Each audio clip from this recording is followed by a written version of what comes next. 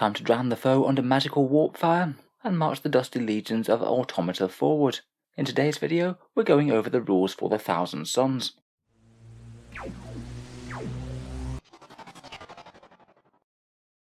Hello and welcome back to Auspex Tactics, the strategy-focused 40k channel, where today we're taking a look at some of the most powerful sorcerers in all of Warhammer 40k, with the new Codex that the Thousand Sons have received. Certainly a good choice for a faction to get updated. They haven't been having all that much success in 9th edition whatsoever. It's not that they don't have some good tricks, but I'd argue they were struggling for units to really apply those tricks with adequately, so in any sort of competitive play, Thousand Sons were more often seen as a small allied detachment to a greater Chaos army. It does look like this book is going to be a serious boost to them, as we've come to expect with 9th edition codexes, hopefully making them a bit more viable to run as a full army. They've certainly gained a whole load of datasheet improvements and a bunch of options they didn't have before. So in this review we're going to be focusing on the match play rules section, all the core rules to actually run a Thousand Sons army in game. As with every other 9th edition codex, there's plenty of lore, miniature galleries and the Crusade rules section, all of which has an absolute ton of fun stuff for the Sons of Magnus. Rules wise, there's a fair few ones that just make the army work in itself. Brotherhood of Sorcerers has been redone, a nice +1 to cast army wide really doesn't hurt, and there's rules for Obsec, the Mere Servants rule for their followers, and Jealous Tyrant to limit their demon princes. Their army wide mechanic is Cabalistic Rituals, some ways to help amp up their psychic phase with a number of different buffs, a whole ton of stratagems and a massive amount of psychic powers, 18 spread across 2 big disciplines, and then another 9 spread across their Cults of the Legion, the 9 sub-factions they get. They've also got 4 new secondary objectives that you can choose instead of a standard one. For the characters, they have 6 Warlord Traits, 17 Relics, 6 new Infernal Pacts for the new Infernal Master datasheet, sort of a bit similar to Chaplain listeners but often have quite wide-reaching effects, and 9 Legion Command upgrades, which are kind of the paid-for points upgrade for their characters. Datasheets wise, there is of course that new Infernal Master, the new miniature that came in the Hexfire box, and we'll take a look at him. Lots of stat line and war gear changes, and the points are the ones that are the same as chapter approved. Loads to cover here, so let's jump straight into it. We'll start with most of the core rules, then move on to the 9 cults, then go through the datasheets. There's some timestamps down in the video description if there's any section you really want to see. So let's start out with the core rules that really make the Thousand Sons work. First up, and most notably, they no longer get a +6 inch range to casting their spells, but they do get Brotherhood of Sorcerers, which is now an army-wide +1 to psychic tests. For an army where basically every single character is going to be casting psychic spells all the time, it's really handy, and it's nice to have an extra bit of reliability to the psychic phase. Most of the Thousand Sons army has picked up the Arcana Astartes keyword, that's anything that would actually be considered a Space Marine, leaving out things say like Spawn, Mutalith Beasts and Tzaangors. A fair few rules and stratagems need the unit to be Arcana Astartes to work on the model. In any case, both Arcana Astartes and Tzaangors both gain a 5+ invul save. It's not really a change for most of the codex, almost everyone had a 5+ invul save before, but it is actually a quite meaningful change for any of the Thousand Sons vehicles. It's a genuinely quite powerful boost to have things like Rhinos with a 5+ invul save. They've kept Malicious Volleys. That's the one where you get to double fire your Inferno Bolters and Combi Bolters if you're either stationary, or if you're a Terminator then you can still fire them on the move. Hateful Assault has been predictably removed. Basically you no longer get the extra attack on the charge, but all of those attacks have just been rolled into the standard datasheets anyway. For example, Rubric Marines now get 2 attacks all the time, not just if they were charged or did make a charge, so a minor buff to melee there. Objective Secured is kind of interesting in the book. Rubric Marines and Tzaangors get it, as you'd expect, they are the troops after all, but also Scarab Occult Terminators do too. Kind of surprised that they did get Obsec this way. It's really handy for them to have that all the time, as they're a big, tough, tanky and threatening unit, and exactly what you want to be pushing onto your opponent's objectives. Similar to the Death Guard, they picked up the Mere Servants rule, which means that you can only take 1 Cultist squad and 1 Tzaangor squad for every squad of either Rubrics or Scarabs that you have in the army. So for example, if you had a unit of Rubrics and a unit of Scarabs, you could take up to 2 units of Tzaangors and up to 2 units of Cultists. I think it does help keep the Thousand Sons force as an actual Thousand Sons force though, and keep most of the emphasis on the Space Marines, even if you can still field a decent horde of followers. Similar to a lot of the faction commander rules, you're now only allowed to field 1 Demon Prince per Thousand Sons detachment. That's the Jealous Tyrant rule. Quite nice that they didn't do any sort of restrictive thing like this with Exalted Sorcerers. I think that could have been a route that they went down, but fortunately they've chosen not to. In any case, it's going to be a bit harder to spam Demon Princes. As before with Psychic Awakening, you can field your Thousand Sons models in Great Cults, you get to choose one per detachment, and Ahriman doesn't get the benefits, but he can go in any detachment. Finally, last but not least, and one of the most interesting new changes, is Cabalistic Rituals, the army-wide special rules for the Thousand Sons, and deserves a slide of its own. So Cabalistic Rituals is the incentive to field Thousand Sons pure, and not just within an entire allied chaos list. You only get this if all units are either Thousand Sons or unaligned. Basically, this acts as another interesting way of making your psychic phase yet more reliable. You generate Cabal points for certain models that are on the table at the start of your psychic phase, then you can spend them on any of these buffs before the psychic phase comes to a close. Typically, each model can only be affected by one of these per turn, and you can only use each one of these once. Exalted Sorcerers, Ahriman or Demon Princes generate 3, regular Sorcerers generate 2, the standard squad sorcerers generate 1, as do Tzaangor Shamans, and if you include Magnus and he's your Warlord, that actually bumps him up to generating 5. Armies that include Magnus are going to be quite rich in these. As ever with Thousand Sons, there's 9 different rituals that you can choose from, each of them with an associated points cost. I think at least early in the game, I'd estimate you're likely to have around maybe 15 points that you can spend on these, though you can boost that up with a few more things like taking Icons of Flame on Rubric squads. In any case, let's go through the buffs that you can take. First up, we have Warp Sight for 3 points. This allows you to cast a power that you'd normally need line of sight to if one of your other psychers can see. I guess that's handy enough to get your debuffs or mortal wounds exactly where they need to go. For 4 points, we have Imbued Manifestation, an extra 6-inch range to 1 power. Again, that could let you get it on the unit that you need to, not just the one that you're in range of. I suspect that could be quite a common one to use. Next, for 4 points, we have Malevolent Charge. After casting a Witchfire or Smite, you get an extra D3 mortal wounds on the target. Quite nice to be able to convert some Cabal points directly into more damage on the opponents.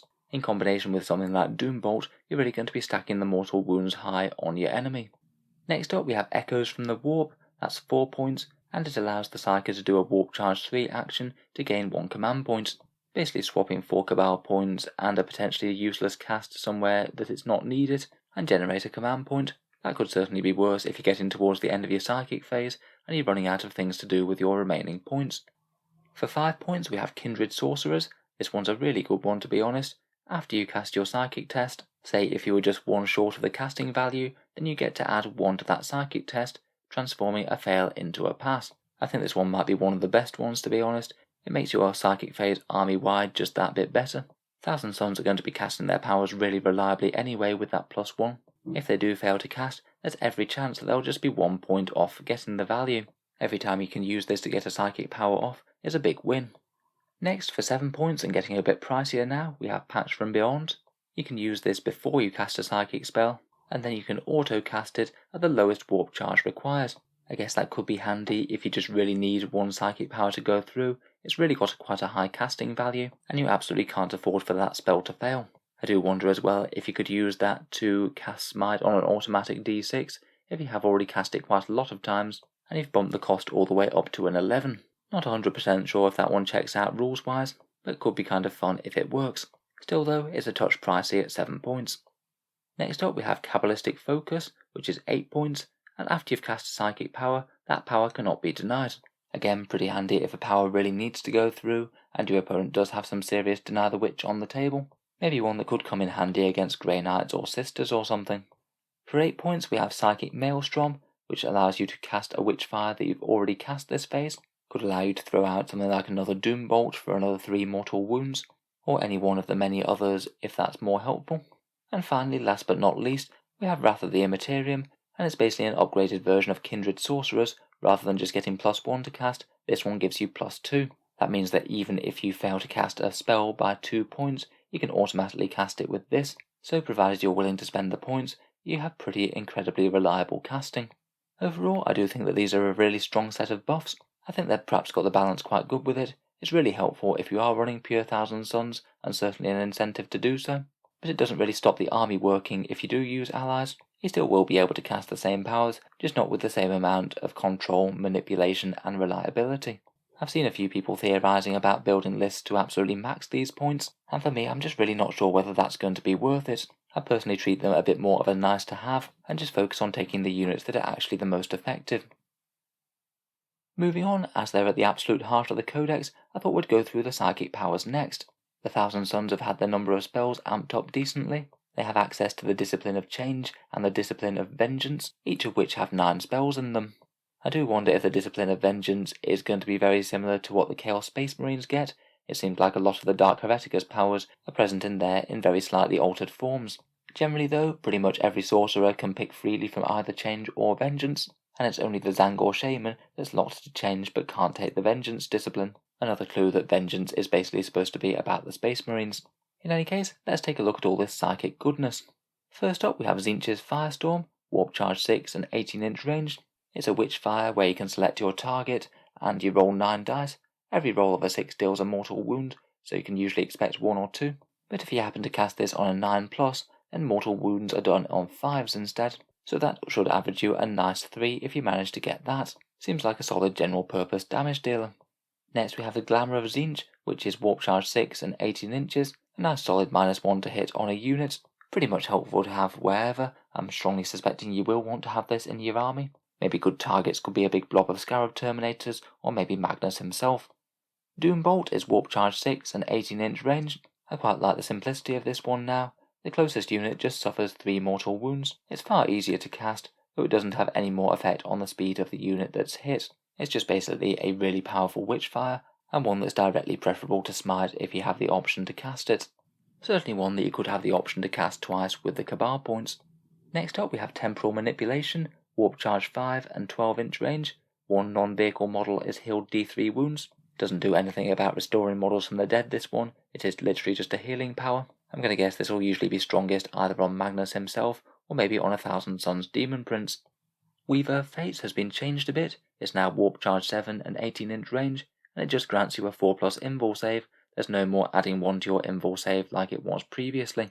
This means it's not really any use for Magnus anymore, so no more 3+ invul save for him, I'm afraid. But it still seems like a really good defensive one to have present, either for Scarabs or Rubrics, or even something like Spawn or Cultists, who don't really get much of a save to start with.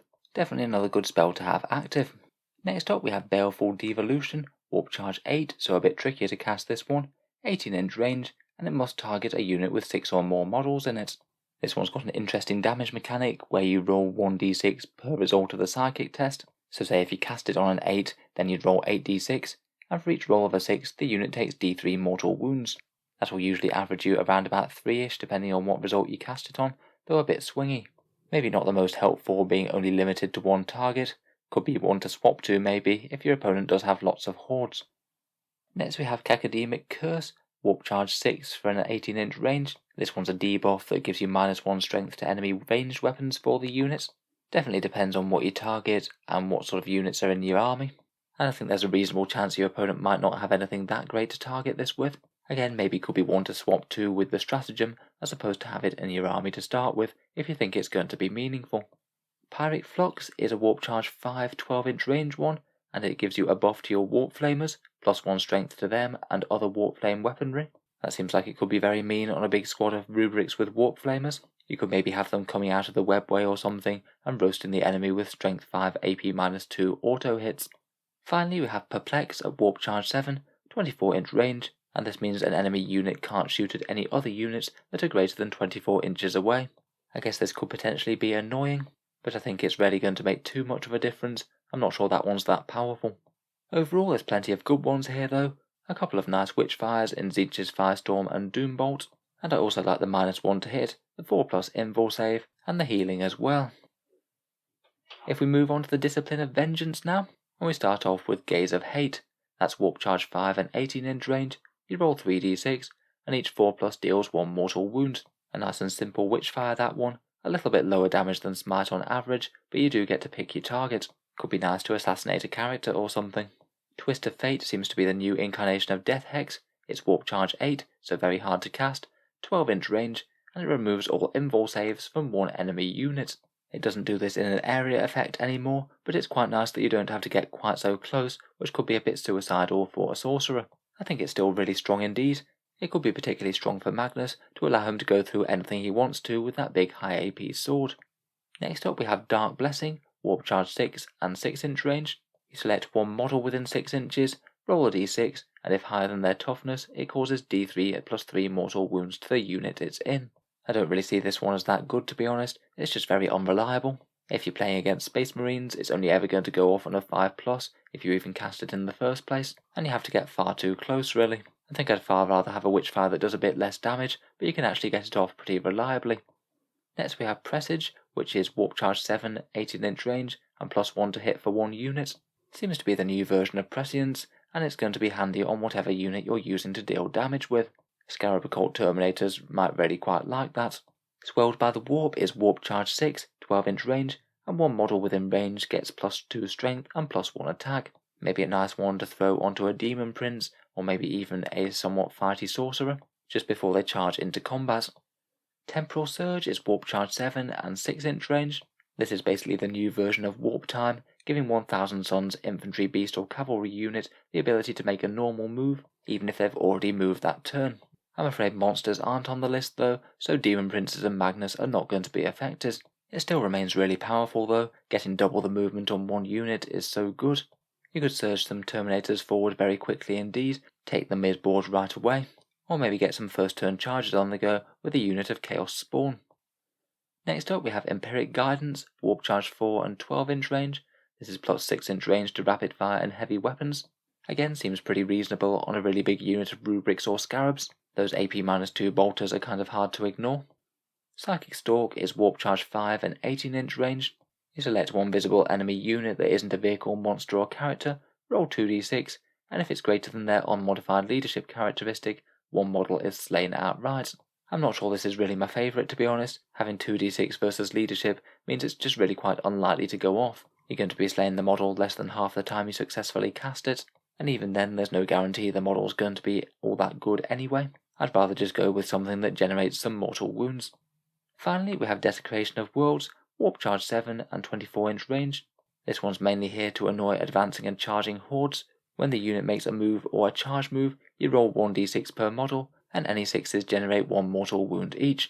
That would be probably annoying on a really big horde of orcs or something, losing a 6th of your squad in the movement phase and then in the charge phase again. Overall, some interesting changes here. Some of them are still really powerful. Removing invul saves and double moves are still great, even if the way that they work has been changed a bit, and you can't go too far wrong with +1 to hit either. I suspect that in a 1000 Suns list, you're going to want at least one cycle with this, and then maybe have a couple more from the Discipline of Change. Moving on, let's go on to the 1000 Suns Stratagems.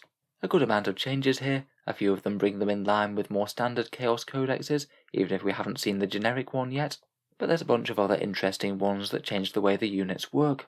First up we have Fated Mutation for 1 CP. This is quite a fun spawn buff, where you actually get to choose which mutation the spawn generate for that turn, and choose the one that you can fight your opponent with the best. They also get +1 attack thrown in as well, so I think on any sort of medium-sized unit of spawn, this could actually be really worth it, and certainly makes them far more of a credible melee threat. Feel like a big unit with a 4+ invul save thrown on it, and then warp timed up the board turn 1, could be a nice generalist bruiser unit to cause a fair bit of damage and then soak up a lot of fire. Ensorcelled Infusion for 1 command point allows a vehicle that's near an Arcana Astartes infantry unit to get +1 AP. I'm not sure exactly what will be most efficient with this, to be honest. Something low AP I suppose, maybe something like a Daka Predator, but I really can't see this one being used all that much. Next up we have 1 or 3 command points for Unwavering Phalanx, and I think that this one is really quite good. It's just a flat -1 damage to either Rubrics or Scarab Occult Terminators, and if you have 6 or more models in the squad, it costs 3 command points rather than 1. Generally this is just going to be incredibly efficient on small 5-man units, particularly if say you're being targeted by -2 weapons on a Rubric Marine squad. That'll just basically make them twice as hard to kill. Definitely a huge boost to their survivability. Next up we have Wrath of the Wronged for 2 command points. This is an Arcana Astartes infantry unit, and they get +1 to wound when either shooting or fighting. It's basically the new version of the +1 to wound stratagem that the Chaos Space Marines always get, but like the Death Guard it does cost 2 command points rather than 1. Still though, that could be very meaningful if you really do need a big damage increase. For 1 command point we have Infernal Fusillade. An Arcana Astartes infantry unit gets +1 shot with bolt weapons. That's up to 10 extra Inferno bolter shots, which really isn't too bad at all. I could see that being an interesting option in addition to the various other buffs that you could put on Scarab Occult Terminators. You could potentially have them hitting on 2s with rerolls, shooting out 50 strength 5 AP-2 shots at 30-inch range if you stack a bunch of buffs together. For 2 CP we have Inhuman Savagery. This allows Tzaangor units to reroll rolls to hit, particularly relevant now they drop down to weapon skill 4 from weapon skill 3, and I believe that this one is instead of their more standard one that they had, which was a straight up fight again mechanic. Vengeance for Prospero is 1 command point, rerolls hits and wounds against Space Wolves in melee, very nice if you can use it I guess. Great Sorcerer is 1 command point, and that just allows you to manifest 1 more power. It's particularly nice on anything that can only cast once, things like Rubric Marines and Scarabs. They might be able to throw out their cult psychic power in addition to either Smite or the one that they know. Malignant Pact is a 1 command point 1 to make your Infernal Master actually get out one of their pacts very reliably. It's 1 CP and you need to deal 1 mortal wound to 1 infantry or cavalry unit within 6, but then that Infernal Pact automatically goes off rather than going off on a 3+. We'll cover the Infernal Pacts when we get to the Infernal Master in the datasheet section. I think this really could be well worth it though. Some of them are good, and otherwise only going off 2/3 of the time, they're just a touch unreliable. Next up we have 1 CP for Warped Regeneration. A cast of 9+ will heal 1 model for D3 wounds, or regenerate 1 model to the unit. I think this is quite nice to look out for on Rubrics or Scarabs. If you do happen to cast on a 9+, 1 CP for a free model is no bad thing. Could also be another way that you can stack more wounds back onto Magnus. Between this and the healing psychic power, that could be regenerating 2d3 wounds per turn. For 1 command point we have Unholy Sorcerous. I believe that means something to do with whispers. You swap a psychic power for another one that the model has access to. I believe per the big rulebook FAQ, that would mean that you have to swap it within the same discipline, as they lose access to the other one when they select one of them. I think that one's going to be a really handy one to have around. It means that you can tap into other powers that you haven't even included in your list and tailor them to the opponent's army. Just having the right power in the right place at the right time is also pretty nice. For 1 command point we have Biomechanical Mutation, a 5+ feel no pain against mortal wounds for a vehicle. Not too bad and fairly standard across quite a few armies now. For 1 command point we have Metaphysical Focus, that allows you to cast a psychic power even if you performed a psychic action. Not too bad if you need to do a psychic action with one of your main character sorcerers and they still have other powers that they want to cast. For 1 command point we have Psychic Dominion, roll an extra d6 to deny a power if another psyker could also deny it. So say basically you had 2 sorcerers in deny range of an enemy, that means that you could deny 1 psychic power on a massive 3d6, a very good chance that that one's not going to be getting through. For 2 CP we have Malevolent Machine Spirit, a copy paste of the Space Marine one, a Land Raider fighting on its top bracket for a turn. Not all that much to write home about I think. Masters of the Imperium is 1 CP, just to ignore perils of the warp. Certainly a good one to use if there's any chance of your character dying, and makes their psychic phase just a lot more safe if you have command points available. For 1 CP we have Sorcerous Might. A sorcerer in melee gets damage d3+1 with their Force Stave. I'm not sure if that's really going to be enough to be meaningful to be honest. It's not going to turn them into any sort of melee masterpiece all on its own, but I guess if they do have a close combat against another character or something, maybe it could be worth it.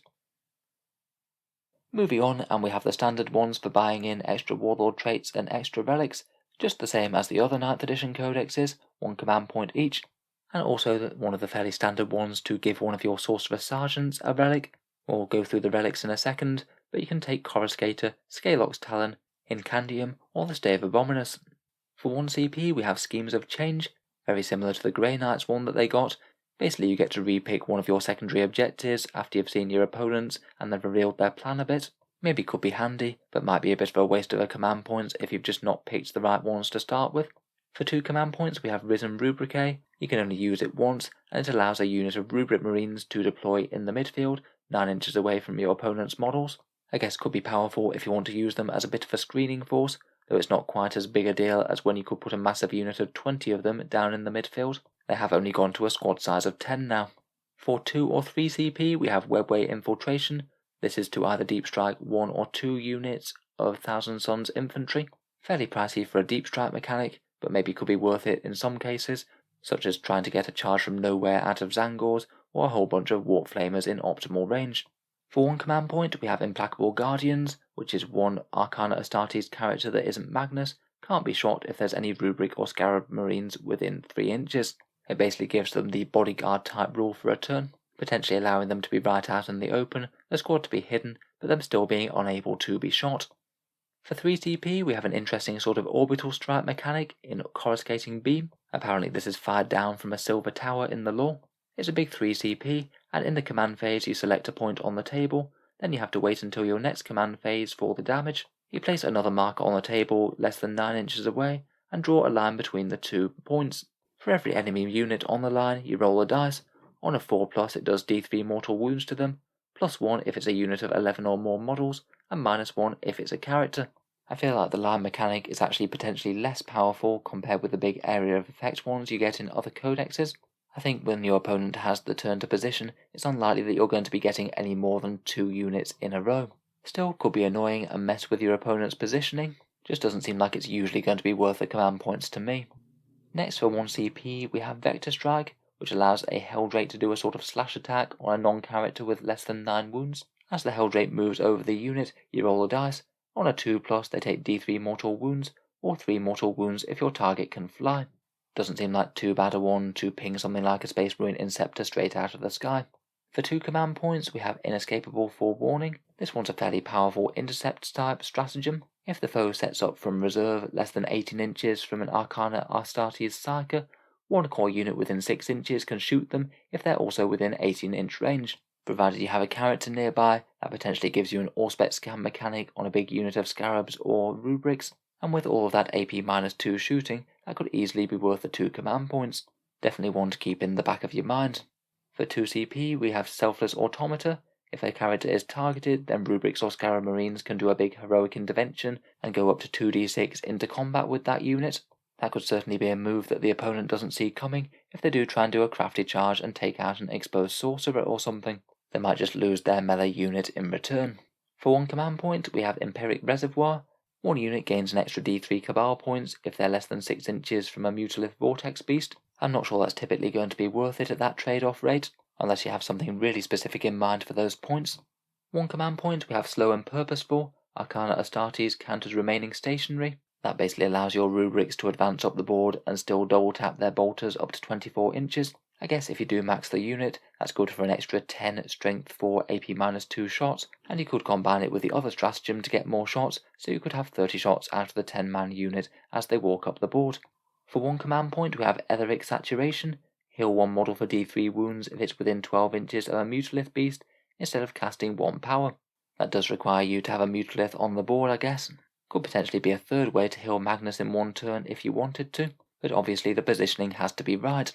For 1 CP, we have Soul Reap, which allows you to get double shots with Soul Reaper cannons if you target them against 11+ units of models. That's really going to come into its own if you have 2 Soul Reaper cannons in the unit. That's 1 command point for a big 10 strength 6 AP-3 shots, which is pretty much always going to be worth it. A bit situational and requires you to have the right units though. For 1 command point, we have Warpflame Gargoyles. This gives an Arcana Astartes vehicle the option of dealing mortal wounds to units in combat with it. Roll a dice, and on a 4+, each unit suffers D3 mortal wounds, though you subtract 2 for characters or vehicles in combat. If you do desperately need a tank or something to clear the last model or 2 on an objective, I guess this could be an option. We have Arcane Smokescreen, the normal 1 command point for a smokescreen vehicle to get -1 to hit, and a little damage boost to mortal wounds in Malefic Scroll, which after you've manifested Smite, you can play this to automatically cast 3 mortal wounds instead of rolling randomly. Normally that's going to be 1 command point for an average of 1 mortal wound, but say if you did just desperately need to smite dead a character that had exactly 3 wounds remaining, I think this could be the right tactical play. Overall, a fair amount of decently usable ones here I think. For the most powerful, I think maybe Unwavering Phalanx might be one, when it's used on 5 model units for -1 damage. That's going to be seriously grim on 5-man Scarab units. I think the extra power manifests and swapping out powers will always be handy in a Thousand Suns list. And I think having the intercept one could be quite handy to give you a whole bunch of extra Inferno bolt shooting at an opponent that's coming in. I do quite like the heroic intervention one as well. Surprising your opponent with essentially a charge in their own phase could be really disruptive. Moving on, we're coming to Warlord Traits, and the Thousand Suns have 6 basic ones, and much like Codex Death Guard, their Primarch Magnus gets 3 of them. First up we have Arrogance of Aeons, which allows you to re-roll Deny the Witch, and you get to use 1 additional Cabalistic Ritual on this model, though it still costs the points to do so.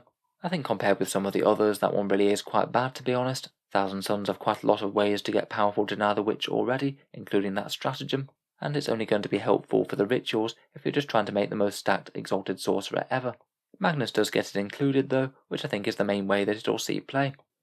Next we have Seeker After Shadows, which is 3d6 and pick the highest when doing psychic actions, and you generate 1 extra Cabal point per turn. I guess a good chance not to have your actions denied, and generate a little bit more help for the psychic phase. I suppose this could be worse on maybe one of your support sorcerers.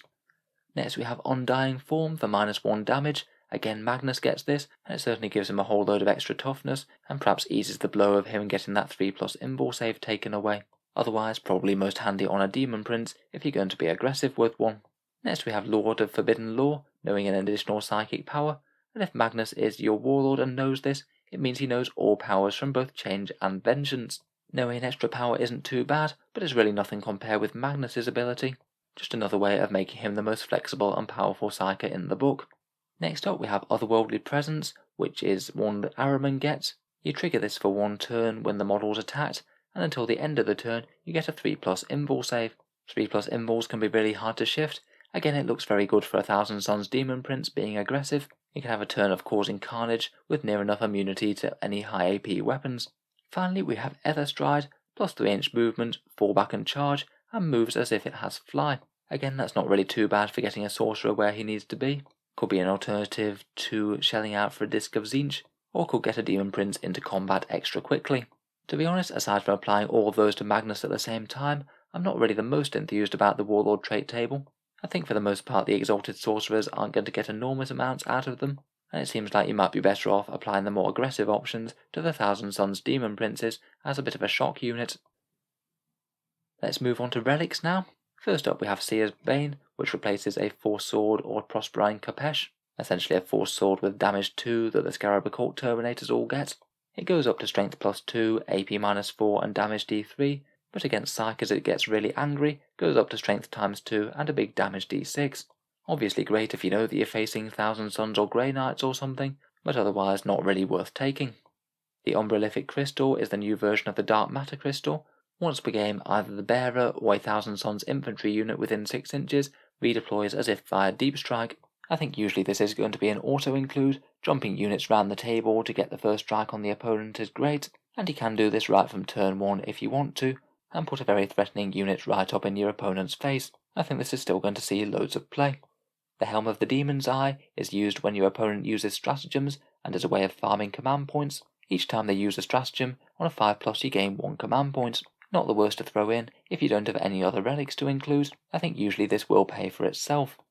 Coruscator is a relic bolt pistol, 18-inch range, 3 shots at strength 5, AP -2, damage 2. I guess could soup up one of your squad's damage outputs. You can take this on Rubric Marines if you want to. Next we have the Athenaean Scrolls. An Exalted Sorcerer can take this, and he can nominate one of his own psychic spells and cast it on a 3d6 drop the lowest all game long. I think that's really quite a nice one to have something that you want to cast on a high warp charge, maybe the one to remove invuls, or anything that you get additional benefits for casting on a really high value, as of course it means on average you'll be casting this higher. It does seem like a helpful boost to his psychic. Next up we have Thridagire, which appears to be a relic Disc of Tzeentch. It allows you to advance and charge, fall back and cast psychic powers, and consolidate 6 inches in any direction after you've fought in melee. To be honest, they're all pretty good benefits, though I think the most important one is the consolidate 6 inches in any direction. It does mean that in theory you could charge an enemy unit, hit them in close combat, and then just leave 6 inches before they even get to strike. The extra threat range for charges could also be pretty handy. Next up we have Eglaeon's Orrery, just another example of why the Thousand Sons relic section has the best names. You can select one unit that's visible to the bearer each command phase, and then core units within 6 inches are able to ignore all modifiers when they make attacks against that unit. That's hit roll modifiers, wound roll modifiers, and damage modifiers too. So it could be a good way to counter enemy units with a lot of sneaky tricks like that. Bellicor, for example, comes to mind. In some games though I think it could be near enough useless. I'm not sure it's quite general purpose enough to be worth taking. Next we have Chronos Tutorum. This is a Warlord trait bearer only, so either your actual Warlord or one that you've bought a trait in for. This allows him to gain an extra Warlord trait at any point during the battle, so either is a nice simple way to double up on 2 different traits that you want, or deploy something reactively when it becomes something that you need. That looks like it could be a nice combo maybe to stack the boosted movement with -1 damage on an aggressive demon prince perhaps. Scaleox Talon is a relic force stave. It gives you ×2 strength, a really quite big 2d3 damage, but it does reduce your AP to 0. I think in general that strength and damage will outweigh the AP deficit, but it does mean that say an opponent with a good save could just command reroll any saves that they do fail against it, and drastically reduce its effectiveness. Next we have the Conniving Plate. You have to take this on an Arcana Astartes model. It gives them a save characteristic of a 2+, and a really interesting melee debuff, where your opponent can only allocate half of their attacks towards this model in any one fight phase.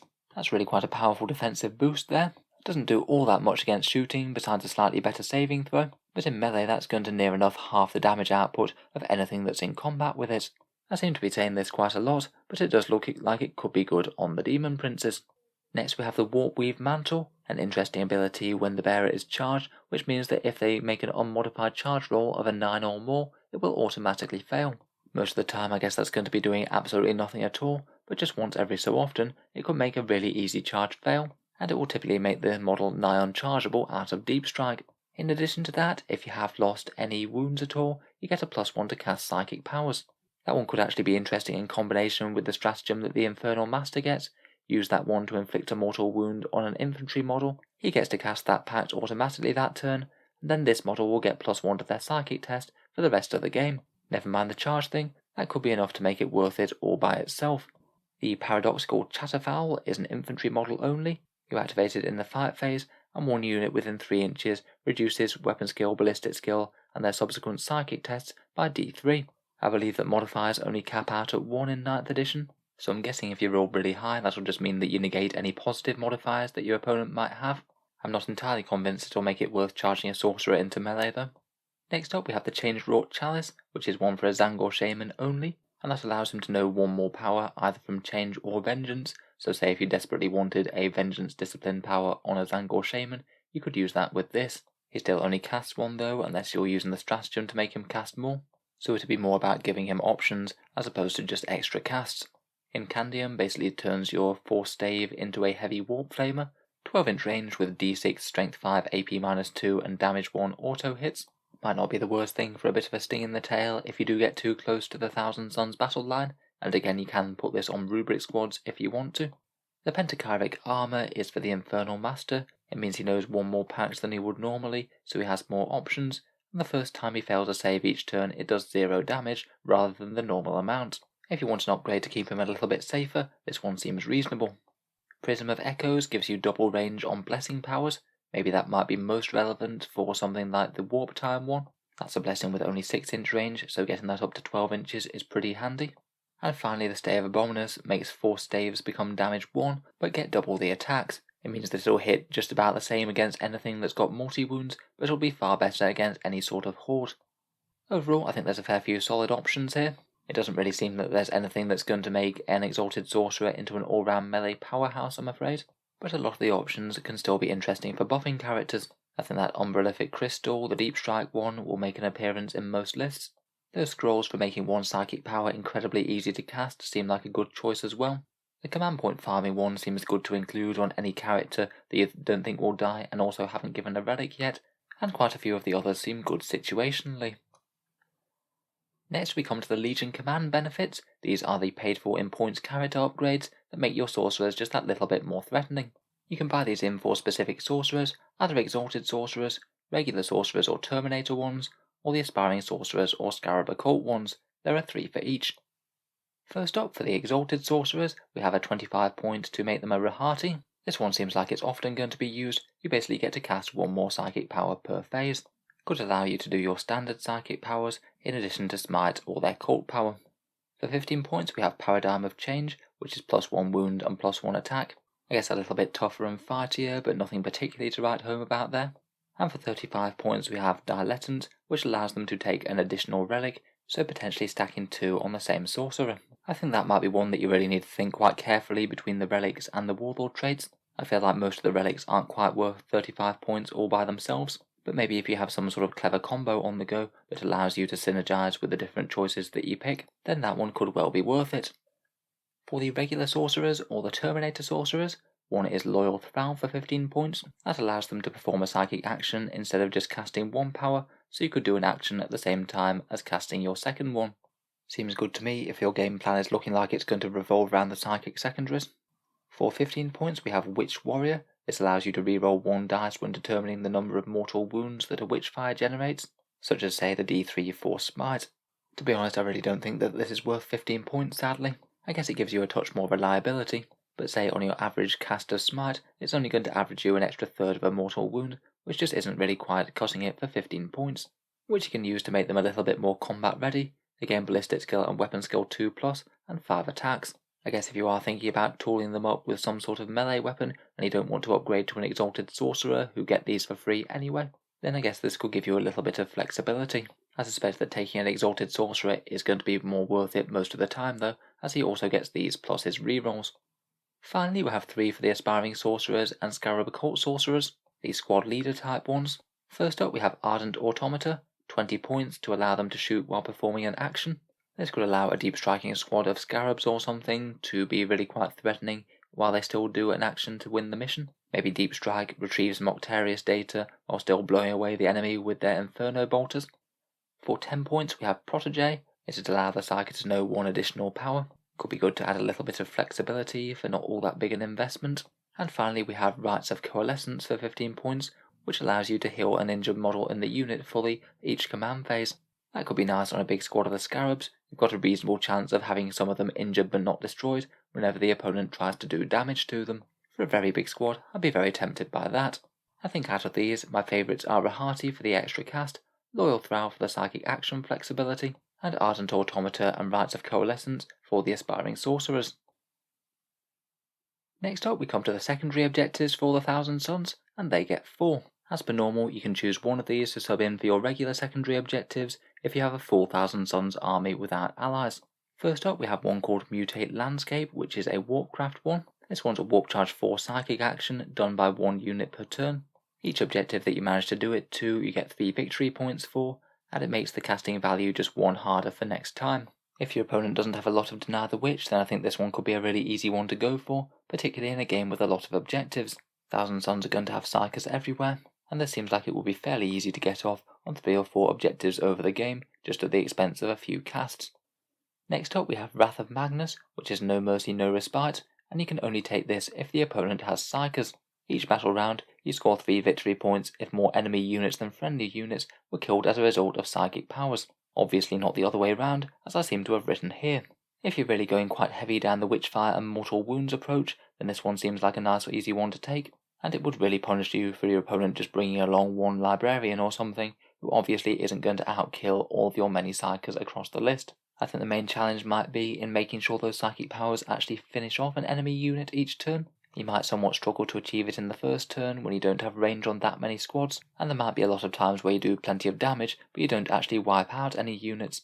Again though, certainly seems like one that you're likely to get a fair few points for, even if it might be a little bit hard to max. Next we have Burn Empires, which is a shadow operations one, where you try and burn objective markers that are outside your deployment zone. You can do the action with multiple Thousand Sons infantry squads per turn, and they do a burn action on any one of these objective markers in the midfield or your opponent's drop zone, and they basically have to try and survive until they've burnt it, which happens at the start of your next command phase. For each objective that you manage to burn in this way, you get a big 4 victory points. I feel like this one's really quite high risk, high reward. You're basically gambling that your units aren't going to get destroyed while they do these actions, and you can't just do it within your own drop zone, you have to go out and be aggressive to be able to get this off.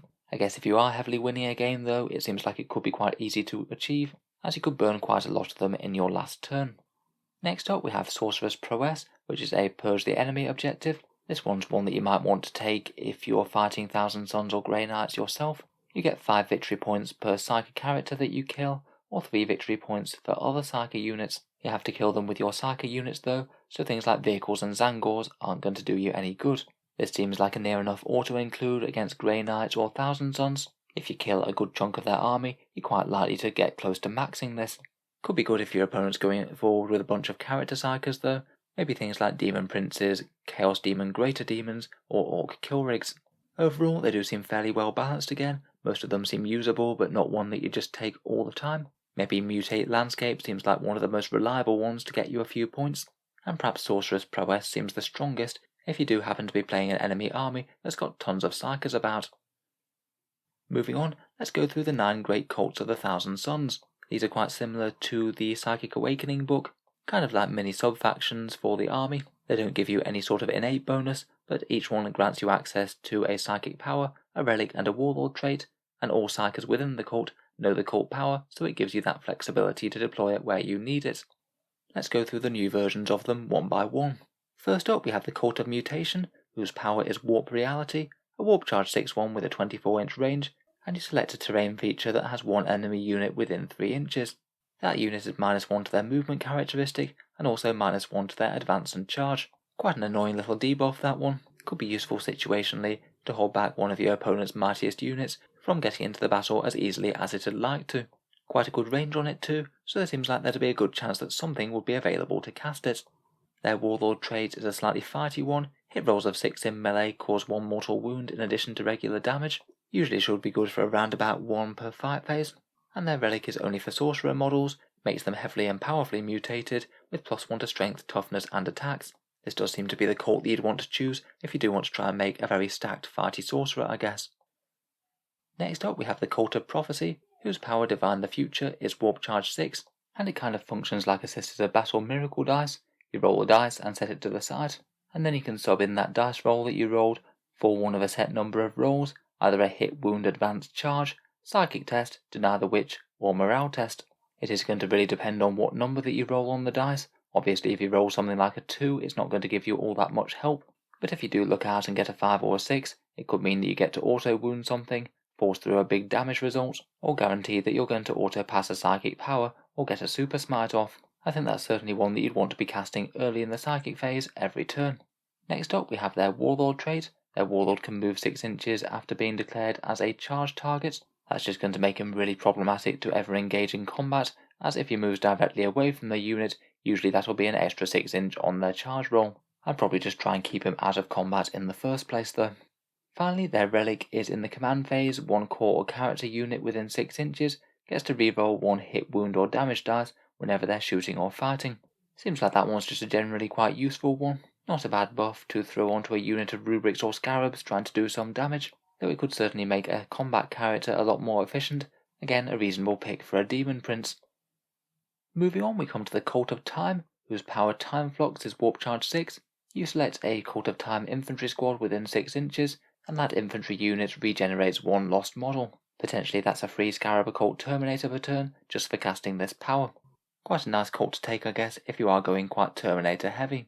Their Warlord trait allows you for any casts of 9 to get 1 extra cast for free, and if you do successfully manifest a power with this next cast, then it can't be denied.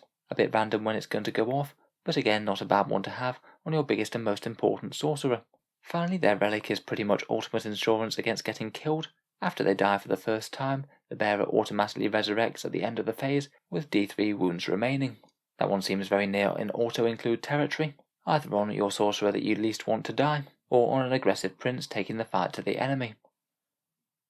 Next up we have the Cult of Scheming, whose power is Seeded Strategy, Warp Charge 7 and 24-inch range, and 1 core unit can fall back and charge. Again, a nice one to have to be able to pop up anywhere if it does become situationally useful.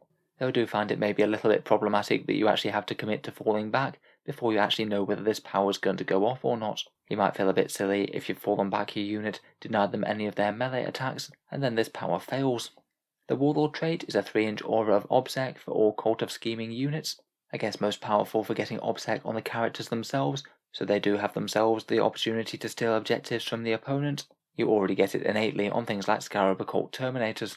Their relic does seem like a very good one though. Once per game when you use a stratagem, it costs 0 CP rather than how much it would normally cost. Getting free reign to use a potentially powerful 2 command point stratagem could be nice, and it could even allow you to use that coruscating beam 3 command point one for free, or get -1 damage on a full squad of 10 Terminators absolutely for free. Next we come to the Cult of Magic. Their power is Astral Blast, Warp Charge 6 and a 12-inch range one. The closest enemy unit takes D3 mortal wounds, and each other unit within 3 inches takes 1. Just another nice witchfire to help pile on the mind bullets. Their Warlord trait can also help them cast those witchfires. They get 1 reroll for casting Smite or Witchfire each psychic phase, so those mind bullets are extra likely to go off. I guess if you're taking some sort of dedicated smite bot sorcerer, maybe using Doombolt or something, then that could add a little bit of extra reliability. Finally, their relic allows one cult of magic psyker within 6 inches can use those Cabalistic Rituals for 1 fewer point than they normally cost. This seems like it could actually have some quite good synergy with that Warlord trait that allows them to use 2, so potentially you have one psyker each turn who gets to double dip on this discount. Still though, I think that might have been a bit toned down compared with previous, when you could get some extra mortal wounds on their witchfires. The power for the Cult of Knowledge is Empiric Trespass, Warp Charge 6 and 24-inch range, and it's kind of like a mini Doom against one enemy unit. All Cult of Knowledge units will reroll wound rolls of 1 when they target that enemy unit. Again, quite a nice flexible one. You can just throw this on any enemy unit that's going to be experiencing the brunt of your force's firepower and combat this turn. Their Warlord trait is a good one to make some more reliable casting again. Reroll Psychic Test dice of 1, which will be a nice hedge against some of the results that will just make you automatically fail that power, and maybe even be too low to rescue with the Cabal points. Their relic, Incaladion's Cry, is a Warp Flame pistol with 12-inch range, d6 shots at strength 6, AP -3 and damage 1, and does seem like a fairly hefty close range threat as it goes. The Cult of Knowledge does seem like a good option if you've just got a Thousand Sons army that wants to do what it does just a little bit more efficiently. Moving on, we have the Cult of Change. Their power is Dismanifestation, Warp Charge 6, 18-inch range, and it's -1 to the leadership and attacks of one enemy unit. A -1 leadership debuff is a bit whatever. I guess it's most helpful to make an enemy unit not hit as hard with fewer attacks. Their Warlord trait allows them to reroll charges and also to fall back and charge. Maybe not terrible, but I'm not sure that's going to beat Etherstride from the regular Warlord traits table. And their relic, the Capricious Crest, is once per battle round either souping up one of your own psychic powers or messing with one of your opponents. After you've actually rolled a psychic test for one psyker within 18 inches, you can either change one of your own dice to a 6 or change one of your opponent's dice to a 1, and that goes off once per battle round. For increasing casting reliability, this one's actually a really good one, as it's not just locked to one model, and it can basically be a buff to the psyker that most need it before you need to do anything like spend Cabal points or use a command reroll. I'd say the relic is by far the best reason to take the Cult of Change. It's a bit of a shame that the power and the Warlord trait are so underwhelming. Next up we have the Cult of Duplicity, usually one of the strongest options for Thousand Sons lists. Their power is Sorcerous Facade, Warp Charge 8, though of course you do get the +1 to cast it, and you get to redeploy a Cult of Duplicity infantry or monster unit anywhere greater than 9 inches from the enemy, as if via Deep Strike. It's basically da jump for the Thousand Sons, and you could use it to put down another threatening unit right at the front of your army, maybe alongside that Umbralific Crystal. Just having the power for any one unit to jump itself to the other side of the board is really quite threatening, and I'd argue it's perhaps one of the most powerful options out of any of the cult's powers. Their Warlord trait is also pretty great as well. Redeploy D3 units at the start of the first battle round. Redeployment options are really nice after you know whether you're going first or second. You can put units up to be more threatening if you're going first, or pull them back and hide them if you're going second. That's 2 big wins there in my book.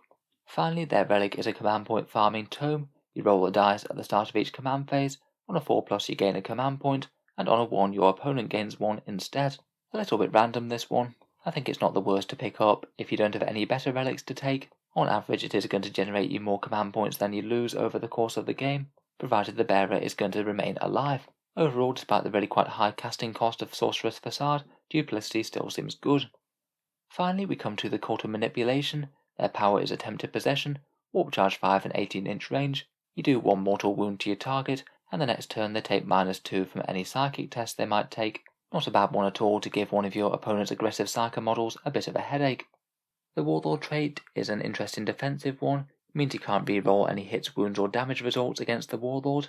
Maybe could be an interesting buff to throw on a Demon Prince. Quite a lot of damage does come from things with rerolls these days, but I think it is going to be kind of hard to weigh up against just that flat -1 damage that you can get from the main Warlord traits unless you're running Magnus.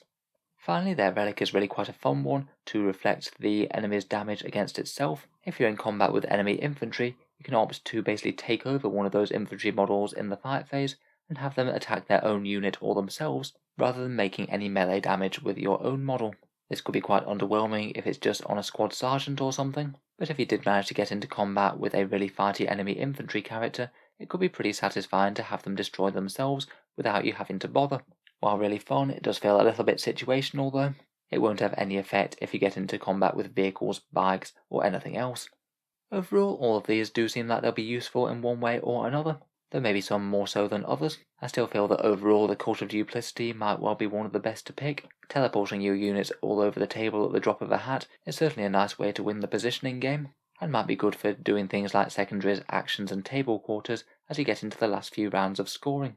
Otherwise, I quite like the Cult of Time for their resurrecting models and their resurrecting character, the Cult of Magic for just a little bit more warp fire, and the Cult of Knowledge for re-rolling some psychic dice and just making one enemy unit a bit easier to kill. Moving on, let's get into the datasheets now, and we'll start out with a new one, the all-new Infernal Master. The backstory of this guy is that he likes to summon demons, and then those demons help him out in-game. He still casts a psychic power, and then those infernal pacts he can do basically function like chaplain litanies, and we'll go through them in a second. As support characters go, he is fairly cheap, 90 points, so the same as a sorcerer, and has really quite a similar profile to those sorcerers too. 4 wounds, 4 attacks, a 3+ save and a 5+ invul that he gets from Brotherhood of Sorcerers. He's got all the normal keywords that you'd expect, including being Arcana Astartes, Thousand Sons, Great Cult, Character, Infantry and a Psyker. Wargear wise, he's not going to do too much damage personally. He's armed with an Inferno Bolt Pistol for the AP -2, and a Force Stave at Strength +3, AP -1 and Damage D3, which is the profile of all Force Staves throughout the book now. His Infernal Pacts, which we'll go over in a second, he knows 2 of, and can attempt to use 1 in each command phase. Normally, like Chaplains and things, they'd go off on a 3+, though you can use that 1 command point Sacrifice Stratagem to deal 1 mortal wound to a nearby unit to make 1 go off automatically. Otherwise, for his psychic powers, he knows Smite, he will know his 1 cult power, and then he gets to pick 1 from either Change or Vengeance. As expected, he only gets to cast 1 psychic power, as well as doing his Infernal Pact, so it's quite nice that he has a couple of different things that he can use as threats. So let's go over these Infernal Pacts themselves then. First up, he has Bladed Maelstrom, which has a 30-inch range and must attack a visible enemy unit. If the unit he selects has 6 or more models, it causes 1 mortal wound, and it gives the unit a -2 to advance and charge rolls. I think that's going to be most annoying on a unit that your opponent might have struggled to get into combat otherwise. I guess it's quite nice on anything that could double dip on the advance and charge rolls, things like White Scars maybe. I don't really think that this is one of the strongest though. Next up we have Fires of the Abyss, very similar to Smite this one. It goes off on the 3+, and then the closest visible enemy unit suffers D3 mortal wounds. Maybe not bad as a backup if the one that he is mainly using isn't that useful this turn. It won't go off as reliably as Smite, but it won't be able to be denied by enemy models either.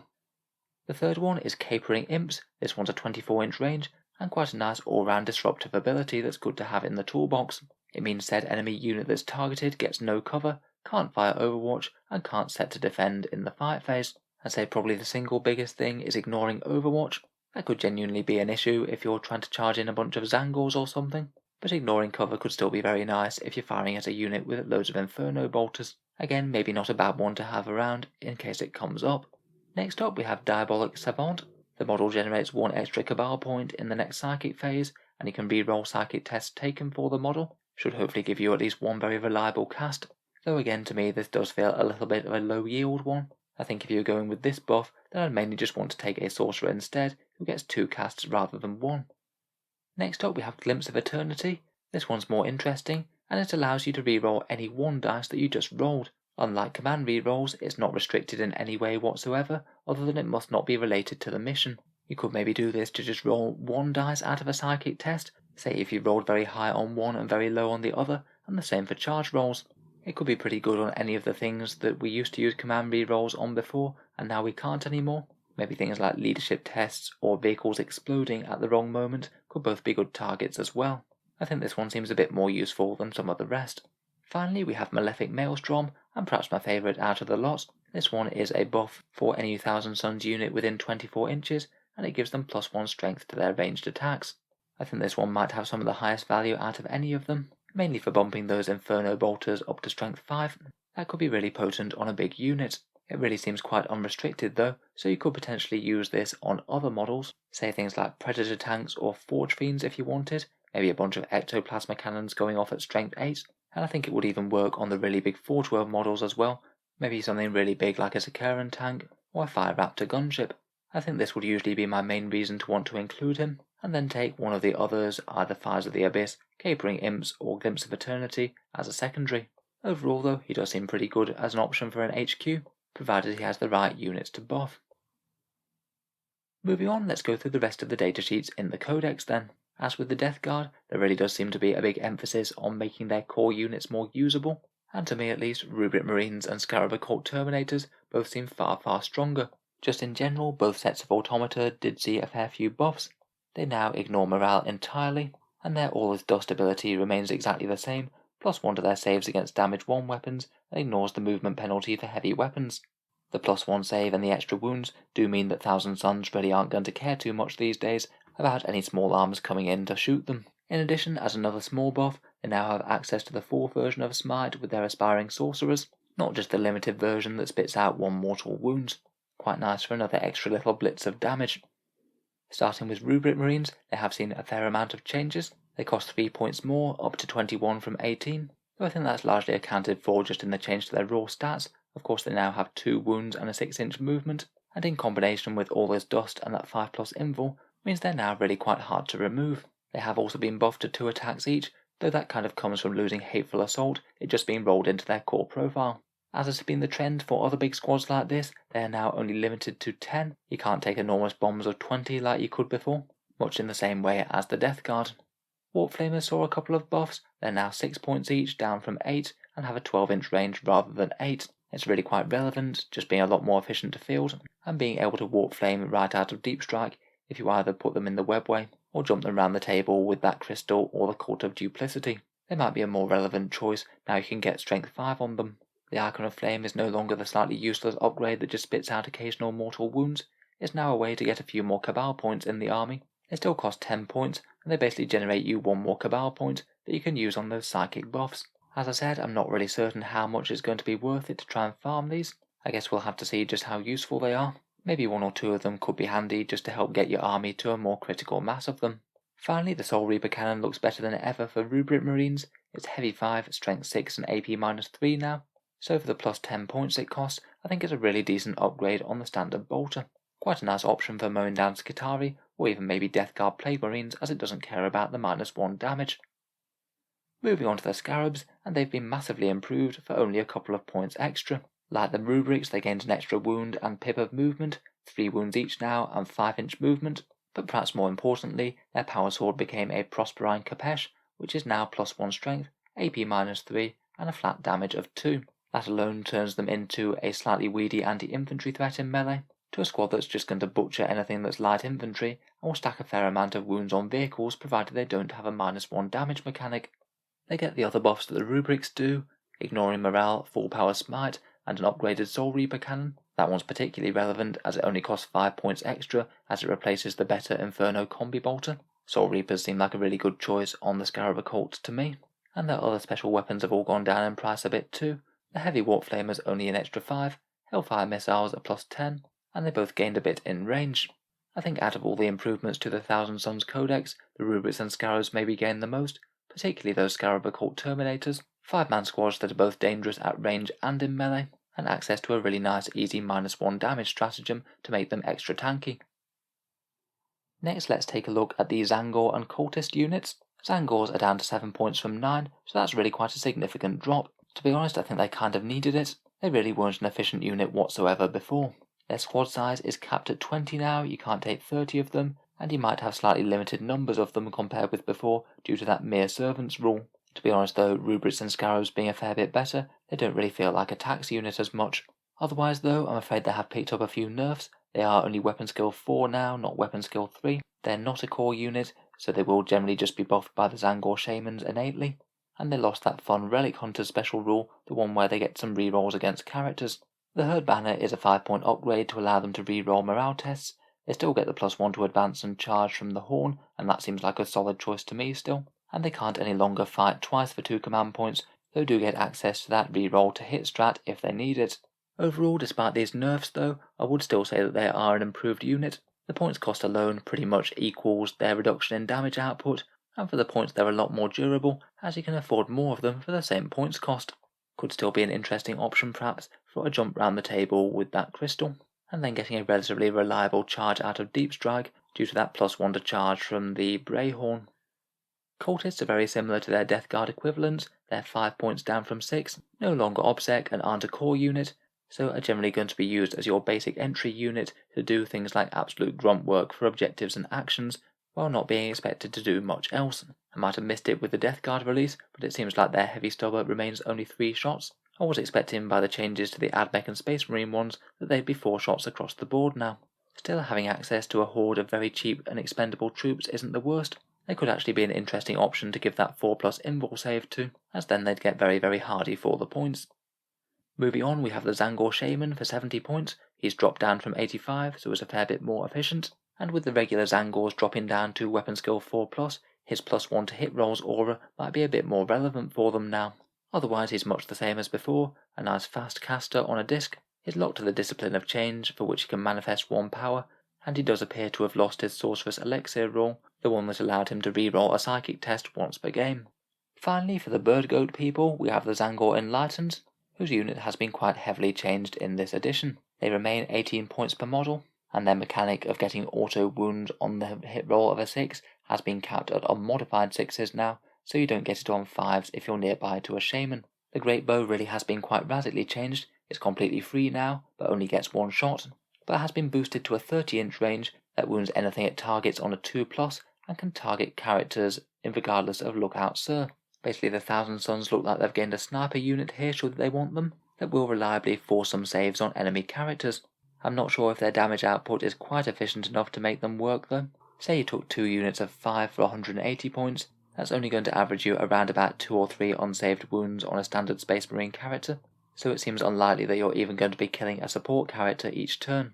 I guess they do have advantages though. You could maybe combine that with a few mind bullets from a sorcerer, and they are really quite fast and long range, so it is quite likely that you are going to get line of sight to what you need to shoot. Kind of cool that the Thousand Sons do get an option to fill that battlefield role though. Otherwise, their Divining Spears have also had a small boost. They're now damage 2 when they used to be damage 1, so far more usable. And interestingly, Games Workshop seem to be trying to make more use out of that 40k Tzaangor upgrade kit, as these guys have gained the slightly terrible option to take an auto pistol and chainsword that's directly worse than their other 2 options from their main kit. It just seems if you take that option, then they're both bad at shooting and melee, not just one or the other. Overall though, to me it seems that these guys just don't quite do enough for how fragile they are. They really don't want to compare themselves in the mirror to Drukhari Helions, for example. Sticking with the various mutated freaks of the Thousand Sons at the moment, let's talk about the Mutalith Vortex Beast and the Chaos Spawn.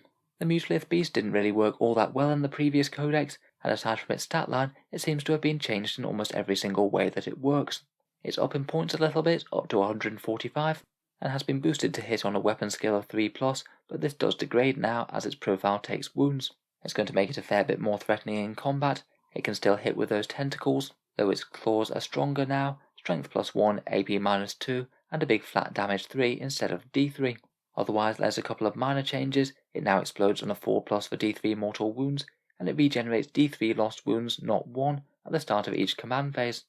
Finally, the way that its vortex powers work is entirely different as well. You don't have to roll for them anymore. You now get to pick 2 of them based on its profile, that degrades down to 1 or 0 if you've taken loads of damage. You can only pick powers that haven't been used by another beast somewhere else in the army, so I think it usually is going to make sense just to run one of these max, as you're going to get into diminishing returns. Basically, the 4 powers are different ways of generating mortal wounds on the opponent. There's one that's got an 18-inch range where you roll a dice for each model in the unit. Every 6 does a mortal wound. Not bad on some really big hordes, I guess. Another one has 18-inch range where you roll 1 dice. 2 to 4 gives you D3 mortal wounds, and a 5+ gives you a big 3 mortal wounds. Quite a reliable version of Smite, I guess. There's a 9-inch one where every enemy unit within range takes 1 mortal wound on a 2+. Then finally there's one that you can only use on units with a wound characteristic of 10+. Again 2 to 4 for D3 mortal wounds, or 5+ for 3 mortal wounds. You add 1 to the roll for a Titanic model, or subtract 1 if you're targeting aircraft. In general, I'd be typically expecting this to throw out around about 4 mortal wounds per turn, depending on your choice of target, in addition to its melee threat that it'll present later. I guess it is at least fairly tanky for its points cost behind its invul save and 14 wounds. Seems like one of the ones that you can throw just fairly happily at your opponent, force them to deal with it. Hopefully when it explodes it might bathe them in yet more of that mortal wound goodness. Finally, Spawn remained 23 points. really not changed all that much from their previous incarnation. They do get 2d3 attacks rather than d6 each, and they have that stratagem to pick their mutation. As I mentioned before, they could work quite well with that power to give them a 4+ invul save. Could make for a big tough distraction melee threat to throw at your opponent, do a bit of damage, and give them lots of tough wounds to chew through. Next up we come to the demon engines, and it's quite cool to see what the new versions of these will be, whenever the standard Chaos Codex does eventually materialise. So far we've only seen the Defiler, which appears to be virtually the same here as it is in Death Guard, hitting on 3s, the battle cannon now doing damage 3. It isn't core just like the rest of the demon engines, and has arguably received a bit of a nerf in that there's no Demon Forge stratagem now, the one that could really reliably amp up their damage. I think they're kind of okay for the points, though maybe not all that standout, particularly in Thousand Sons, which seem to give a lot of benefits to regular vehicles, not just these. Otherwise, the Forge Fiend in its cheapest variant is 140 points. On its stat line, it now hits on 3s and gains strength of 7. The Heavy Hades autocannons are good general purpose weapons, Heavy 4 at 48 inches, Strength 8, AP-2 and Damage 2. They'll cost you 10 points more each over the Ectoplasma. And those Ectoplasma cannons are now Strength 7, AP-3 and Flat Damage 3 and a 36-inch range. Could be an interesting one to combo with the Infernal Master, giving them +1 strength so they get to Strength 8. Next up we have the Mauler Fiend, again 140 points. Lasher Tendrils will cost you 10 more now if you swap them out for the Magma Cutters. Again it's boosted to hit on 3s and gained a strength of 7 base, though the Lasher Tendrils were nerfed a bit as they're only damage 1 rather than damage 2. They'll hit like a truck in close combat with damage D3+3, and the Magma Cutters are just a little bit more tempting to keep than they were. They're the 6-inch melter pistol weapons. Rather than just having 3 damage now, they have a really quite big damage D6+2 if you do sneak through a wound. They also gained a fun little extra rule, allowing them to ignore charge roll modifiers, so they're a bit more reliable if your opponent is holed up in difficult ground. Overall, their base stats do seem a bit improved. Again, it is a touch painful to be losing Demon Forge. Finally, we come to the Helldrake, which has gone up in points to 165 from 150, and does work in a slightly different way now. They previously didn't actually count as aircraft, but now they do. They can either move 50 inches normally, or go into a hover mode for a 20-inch move, and lose their general aircraft rules like normal. Like the other demon engines, they now hit on 3s and get +1 to hit against any fly units both at range and in melee. The Bale Flamers picked up a tiny buff, going to assault 2d3 rather than heavy d6, and the Hades autocannon will like the ballistic skill improvement, but also is AP-2 now. They've got quite a fun special rule that allows them to charge enemy aircraft even after they've moved full fly distance like 50 inches, so it is quite fun to threaten a charge all the way across the board. If your opponent does happen to have some planes sitting at the back, they can't move quite as far and charge ground units like they could though. When they get in melee, they're a tiny bit more threatening as well. Their claws are AP-2 and damage 2, and get a buff against aircraft, going to flat 4 damage. It seems that other aircraft are just really not going to want to see a Helldrake on the other side of the table now. I'm not too sure if all of these changes together do actually make the Helldrake strong though. It was kind of useful just to have them as a thing that could jump 30 inches away and still make a disruptive charge. Their damage output still doesn't really seem outstanding to be honest, and becoming aircraft does give them a fair few disadvantages, such as enemy units freely being able to fall back and do what they like. Overall, to be honest, these guys do seem to be suffering from the same thing as a lot of vehicles in 40k. Not really too bad individually, but they struggle to compete up with the overlapping synergies that you can put on core units. Surprisingly enough though, the other vehicles in the Thousand Sons decks really aren't having too bad a time of it. All of these do have the Arcana Astartes tag, so at least the way that the rules are written in this codex, it does mean that all the vehicles basically get a 5+ invul save absolutely for free compared with their other Chaos rivals. It just makes all of them that bit more resilient to anti-tank firepower weapons, and plus any combi bolters that you might be happen to be packing get the Infernal upgrade for free, so at AP-2. I'm not sure if it's really quite enough to make the Vindicator, Predator or Land Raider worth it, but it seems really quite nice for the Rhinos and the Hellbrutes. For the first 3, the Vindicators gain the option of taking that Siege Shield or not, the same as Codex Space Marines. It's 10 points for the Siege Shield and it gives you +1 to your saves at range. Predators got separated into Annihilators and Destructors, maybe slightly pointlessly in my opinion, and Land Raiders are printed at 285 points in this book, even though we know that they went down a bit in chapter approved to 265. Thousand Sons might have some of the most efficient rhinos out of any faction in the game though. 80 points is really good for 10 wounds with toughness 7, a 3+ save and a 5+ invul. Never mind they can pack 2 of the very efficient Inferno combi bolters, or potentially trade one out for a combi melter. I think Rhinos with Rubric Marines in do seem like they could be quite an efficient choice, providing a little bit of extra mobility, really being very tough to take out, and providing a surprising amount of damage too. Finally, Hellbrutes are 115 points base, they do remain core, and will benefit from the very nice 5+ invul save and Infernal combi bolter if you have one on the fist.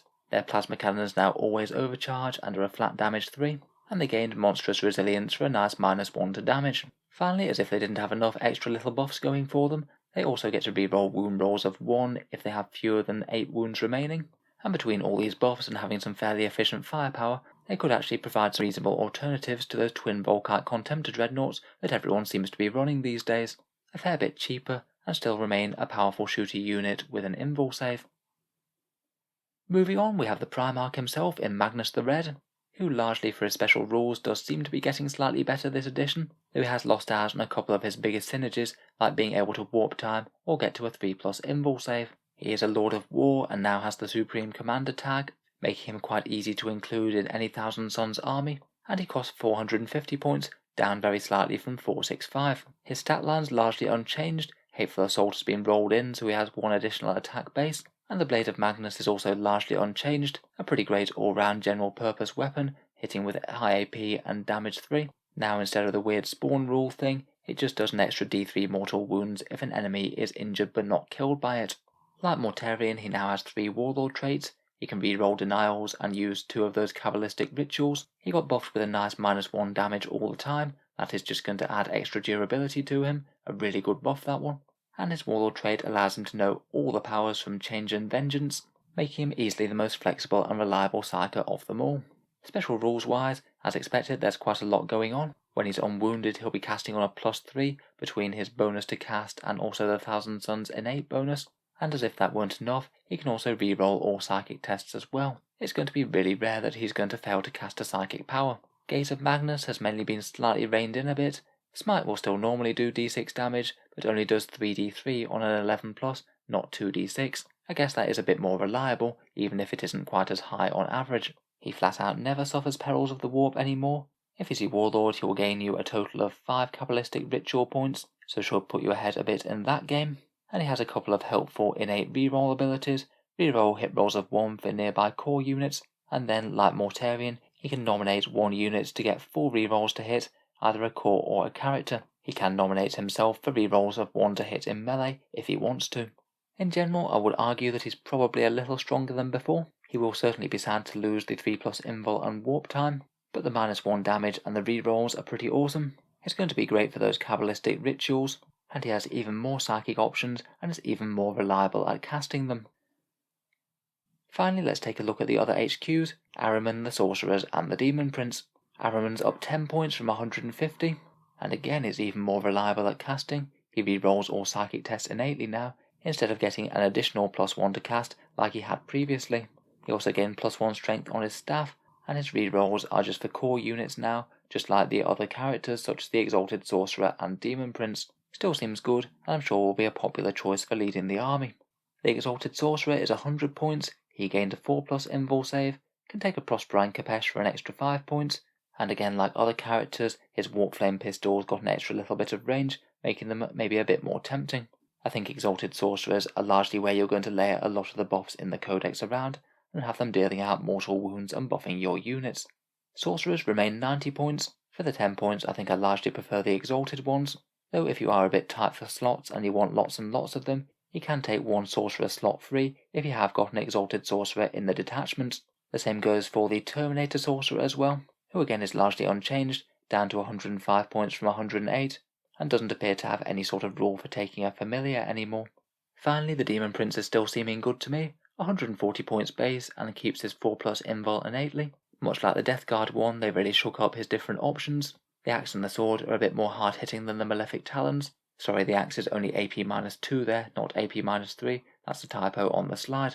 Talons got nerfed to just AP -1, and you only get 1 extra attack per Talon that you have, not 3 if you have a pair, and wings are 35 points for a 12-inch move and fly. Interesting that for the same cost he's a bit faster than the Death Guard one. He also doesn't give rerolls to Tzeentch demons anymore, it's just 2000 Sons core units. I think in general most of the HQ section does remain very usable indeed. Maybe the most overshadowed one just looks like the regular Sorcerer perhaps.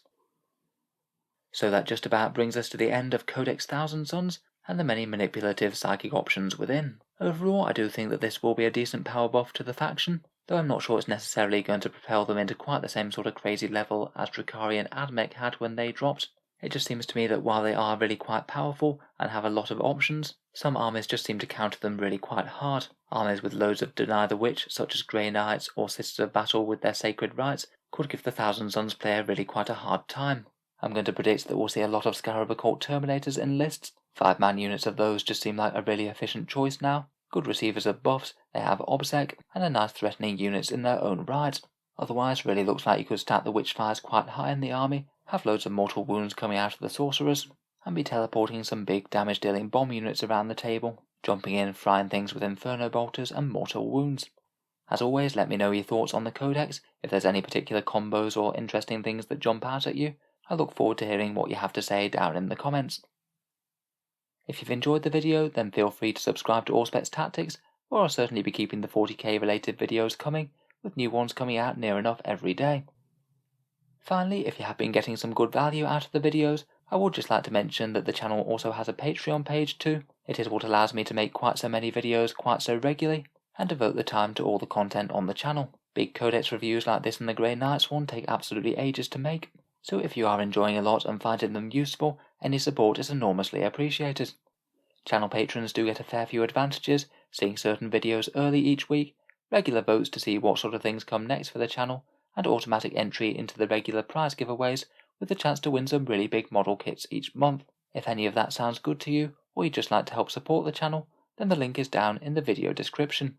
In any case, a massive thank you for listening, and I'll hope to see you guys next time.